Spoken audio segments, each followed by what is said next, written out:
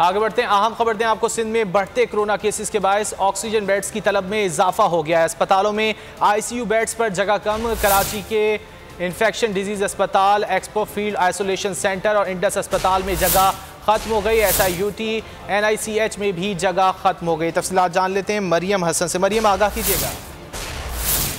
जी हाँ, देखिए बिल्कुल कोरोना केसेस में इजाफा जो है बतदरीज जारी है और कराची में जो है 8 मुस्बत केसेस की हालत तकरीबन 23.5% रिपोर्ट हुई है।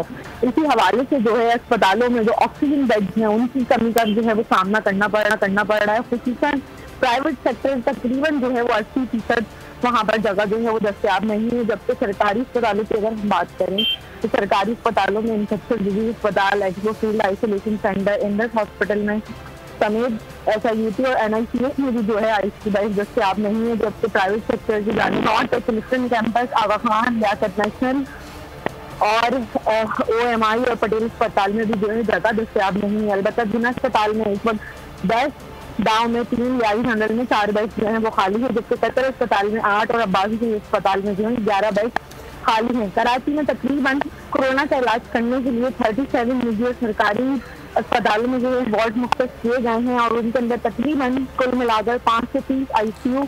मरियम, बहुत शुक्रिया इन तफसीलात के लिए।